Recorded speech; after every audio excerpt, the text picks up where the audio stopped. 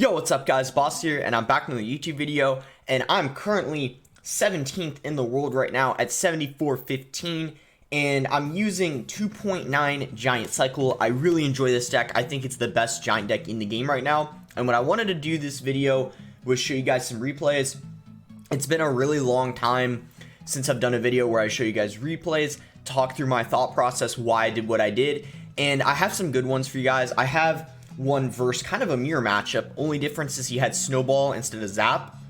Just to kind of show you guys how to play the mirror matchup. It was really close. One versus this really popular Mega Knight Wallbreaker deck, which I might actually do a GC video on later this week. I haven't decided yet. Maybe I'll do that. And then there's also this RG Lightning deck. I actually managed to beat it twice, but I'll probably only show it once. And then I could show you it versus this Bridge Spam deck here, or this P.E.K.K.A, very funky P.E.K.K.A Graveyard deck. Maybe I won't show that one because no one really uses that deck.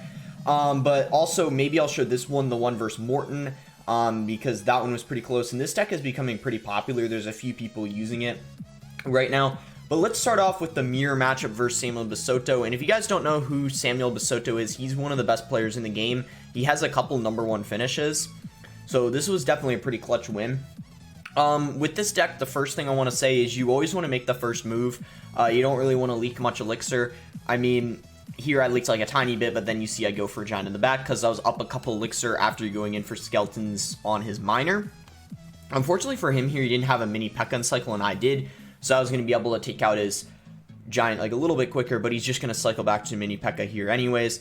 And then I go for a miner on his Magic Archer because I don't want it to stay alive for too long. And I just wait, see what he does, and then I go with a Log, because Log's good versus the Skeletons, and I want to save Zap for the Bats, because at this point I already know what he's playing, and let's say I used my Zap in that situation. Without having Zap in cycle, he could have gone in for like minor Bats, and I wouldn't have had anything for that, because my Magic Archer isn't in cycle, my Zap wouldn't have been in cycle, and I just would have been in a really bad situation. So it's really important to use your spells properly, like Zap for the Bats always, Log for the Skeletons always. And I want to pause here. So the reason why I go opposite lane here is because he played a Giant in the back. I knew he only had 5 elixir, and I also knew he wasn't back to mini P.E.K.K.A yet. He defended this really nicely though. I gotta give him props for defending this really nicely. Like, look at what he did here. He cycled a miner and then went in for the mini P.E.K.K.A. So that was really clean defense on his part. And he's only gonna take about it was still a lot of damage. It almost took half his tower. But you'll see here he's going to end up getting kind of the better deal here. He's going to end up getting more damage on my tower, which is unfortunate. And then I like Log pushing all that back. But you'll see he's going to get a little bit more damage. So this was a bit unfortunate. So I knew at this point in the game, you know, I had to be pretty careful. And then I do it again. Look at what I do. When he plays a Giant in the back again, when he hits 10 elixir, let's speed up because nothing actually happens besides us just waiting. So when he goes for a Giant in the back, I do the same thing because I really want to get his tower. I know if I go same lane as him, it wouldn't work because his tower is already at almost full health other lane. So if I go same lane, there's no way I'm going to be able to take his tower. So I know my only chance is going opposite lane. But he defended really nicely, and things at this point were just not really looking good at all. I mean, his tower was still at 1800 health. And this is what I do, and this is what ends up kind of winning me the game here. I completely ignore the Giant mini P.E.K.K.A, knowing that tower would have gone down anyways. And then the Giant ends up getting, I think, a hit here. Yeah, it gets 1 hit before he plays a mini P.E.K.K.A. And then look at this. There's 20 seconds left. Mini P.E.K.K.A's on the field right now. Miner coming in. And then look at what happens. This was really crazy. So I just go for a Giant to pull back the mini P.E.K.K.A because I know if it went on my tower there, it would have taken it out. So I had to play a Giant into that. Skeletons to distract and then Zap right on top of the Bats. And then look, this was so lucky. The mini P.E.K.K.A somehow hits the miner and not the Giant, even though the Giant was closer. I end up taking his tower, and just like that, it's pretty much anyone's game. I mean, we're even on elixir. He has a bit of a lead, but it's anyone's game at this point. So we both reset with the Magic Archer in the back, and we both go with the Giant in front of our Magic Archer. Now, he makes kind of a mistake here coming up, which you guys are about to see. So what he does is he goes for a mini P.E.K.K.A, I think, here on my Giant, and then look at what he does. He goes for a Giant in front, and he has no elixir. He played that at 5, or not 5, but he played it well, when he got 10 elixir, and I kind of just went in with Giant Mini P.E.K.K.A. right after, because he was down elixir, zapped the bats, and Skeletons by themselves can't stop the Mini P.E.K.K.A. So, honestly, the way I won this here was just, after I made the comeback, when he did that Giant was just, that's I think what messed him up, and then I got really lucky there with the defense. The Mini P.E.K.K.A. almost got another hit on my tower, and if it did end up getting another hit, I would have lost, because Mini P.E.K.K.A., I'm going to check the exact damage it does. It would have taken out my tower if the Mini P.E.K.K.A. got another hit on my tower, so that was really close. Really, really clutch comeback, and he's actually, I think, higher. Yeah, he's number 2 in the world right now. His best season is 136. I think he's gotten a couple number 1 finishes before. I think what must have happened is his account, I think, got banned or something like that, because he has really, really good finishes. He's finished number 1 a couple times.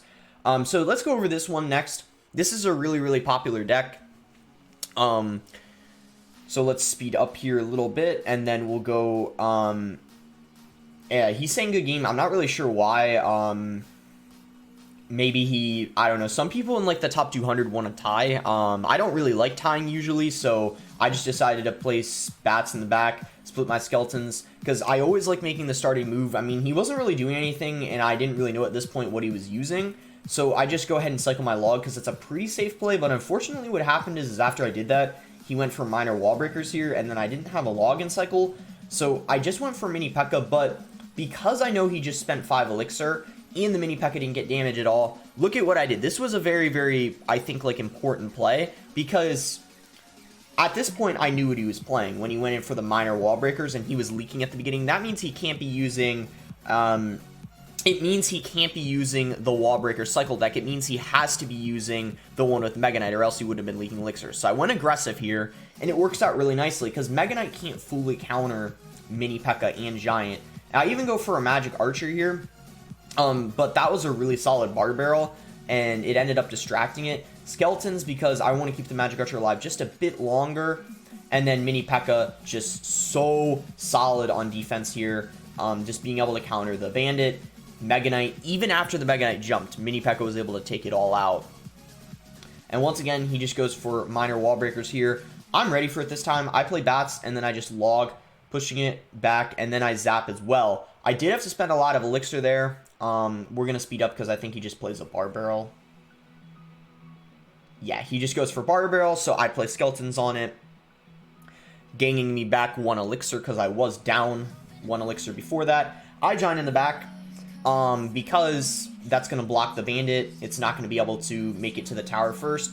And then this was kind of bad. One of the wall breakers, I think, yeah, 1 wall breaker connected there, so he's going to get put in the lead. But because he was really aggressive there with the minor wall breakers, I'm able to go really hard here. I minor the Musketeer. I think I send in another Giant here, and then I even go for another Magic Archer. And then look at these Magic Archers, like, just how annoying they are. So after they kill the bar barrel, they hit the Bandit and then just kill it. Giant takes out the tower, and then look at them on the Musketeer there, bringing it down to, well, it almost kills it. So I just go for skeletons here to finish it off. And then this defense got a little bit sketchy here. It was really close. Just zap on the bats. And he goes for a minor, but I giant to block. This is going to, like, block the Bandit, bar barrel. But then the wall breaker's coming in. Luckily, I was able to get down skeletons, and because he didn't have a zap in rotation, he wasn't able to kill them. So that ended up being a good game. Honestly, it's not that bad of a matchup. Magic Archer, he has a really hard time killing, and because he just doesn't have a big spell, and it has a further range than, like, the Musketeer, so it's able to kill it easier than the Musketeer kills the Magic Archer, if that makes sense.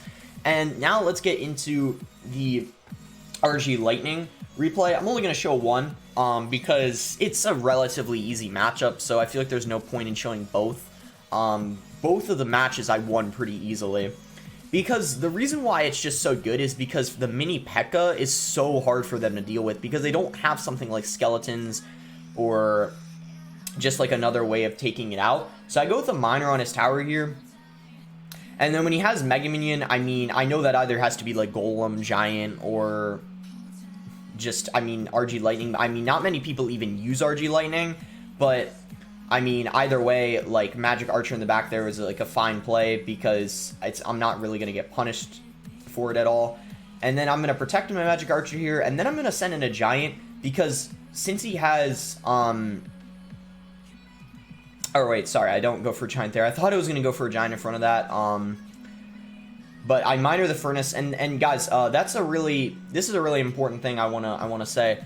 If you miner the furnace in that tile, it'll always, like, if they don't play anything, it'll take it out, and it's a 3-for-4 trade. I feel like there's a lot of people who don't know that. When the furnace is placed there and the other tower can't hit it, the miner will kill the furnace. He might have played yes, he plays a lumberjack in that situation to protect it, but if he didn't, the furnace would have gone down completely. So that's what I really like doing when I verse furnace decks, because even if they catch the miner, they have to spend an extra elixir, so it's not even really a bad play. So I go for a giant here, and then a mini P.E.K.K.A, and the reason why is because he had to commit 3 elixir to stop the magic archer, so he had 3 less to defend the mini P.E.K.K.A. He does stop it successfully here, but notice how I'm up elixir, and then the skeletons here are just able to pull the baby dragon into the left lane, and both towers are able to hit it, and it only gets 1 hit on my tower. So I did the angry face because I thought he was going to go for an RG since I didn't have a mini P.E.K.K.A in cycle, but he didn't, so that was actually perfectly fine. And once again, I go for a miner here on the furnace, and this is what I was talking about. Look at that. This time he doesn't play anything on it, so it completely kills the furnace for 1 less elixir. I go for a giant mini P.E.K.K.A here. He doesn't have a furnace in cycle. He doesn't have an E-Wiz in cycle. Not really any good way of defending that. And I mean, you can see it's just so hard for him to stop the mini P.E.K.K.A. And the magic archer just chipping away at that mega minion.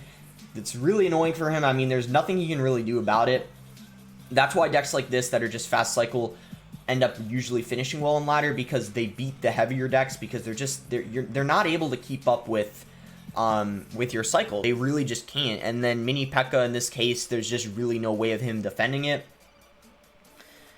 So I just reload with a giant in the back here, because I have a mini P.E.K.K.A in cycle for his RG, so like if he were to go for an RG, I'd easily be able to defend it. And then interesting furnace there, I felt like that wasn't the best, because I was able to zap both of them. And then look at what I do here. This was a really key play. So he dumps all of his elixir into the right lane, right? I knew he had like no elixir. So what do? I go for giant mini P.E.K.K.A. He doesn't even have a furnace in cycle, so there's like no way he can defend this. And the baby dragon doesn't even help out on defense. So he just had no elixir there, and it was just over at that point, because he used all of it in the other lane. He played like an E-Wiz, baby dragon. He just had nothing. So that was a good game there. Just pretty easy win. RG Lightning, I seem to always beat with this deck, just because Magic Archer, Mini P.E.K.K.A, super annoying for them to deal with. Lightning doesn't get a lot of value, so you can see like I beat it twice there. Now let's take a look at this one was a very, I kind of won just because of the beginning, so I don't know if it's worth showing that one. Also, not many people are using that deck right now. This deck is becoming very, very popular. A lot of people are using it. Also, Morton's a really good player, so I would say like let's just go into this one, because I felt like I played it pretty well, and it's kind of like a cycle deck versus cycle deck. You can see he has the hunter. The hunter's going to be his only good answer to the giant, so that's how I end up winning this game, because he just used his hunter there on my miner, so I knew his only counter to the giant was out of rotation. So I knew if I went for giant mini P.E.K.K.A, there wasn't really going to be any way he could stop it. So look, I go for giant mini P.E.K.K.A. He rushes the other lane, but obviously wall breakers don't do nearly as much damage as a giant does, and I think he made a little bit of a mistake there in my opinion. He ended up playing the skeletons right where the bats were, giving me a lot of zap value. Kind of unfortunate timing for him that right when I zapped the bats, he ended up playing skeletons into it. But either way, that ended up, just really hurting him there, because now he can't defend the mini P.E.K.K.A or the giant successfully. Like, he had to use a defensive miner. Just really no way he could defend that giant there. And after all that, I'm up on elixir now in a super good situation. I even sent a miner in right there knowing that he's low on elixir, and he doesn't even have skeletons in cycle, so like what would he use to catch it anyways?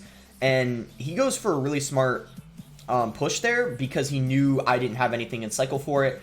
But now, again, he's like really low on elixir, so I just go for a giant in the back here, get ready for my next push, And even though he got damaged there, we're in obviously the better situation, being up in Elixir, having so much damage on his right lane, more than he has on our left lane.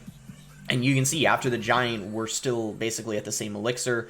He was just down so much there. So log, because skeletons are great for distracting the mini P.E.K.K.A, and luckily I have a zap and cycle to be able to finish off the bats. Also, he doesn't catch the miner there, which was pretty unfortunate for him, because the mini P.E.K.K.A is then able to finish off, I forget what it was like the ice golem, and also the miner was able to finish off his hunter, so just really good stuff there for us. And I gave him the tower here because I knew there was no way I was going to be able to stop that without having the log or zap and cycle. So once again, I just go ahead and giant at the bridge, mini P.E.K.K.A, knowing he's low on elixir, but he defends this really, really nicely for the elixir he had. I mean, there wasn't really much he could have done because he didn't have skeletons and cycles, so he defended that pretty well. Giant only got, I think, 1 hit on his tower, so that was really solid defense on his part. And I'm just chipping away the other lane because I know I'm pretty much guaranteed to have the right lane. All I need to do is like send in a log or just a miner, and then I should be able to finish it off. So I'm focused right now on the right lane. So nice log there, and none of the wall breakers connect. I send in a miner, he doesn't end up catching it.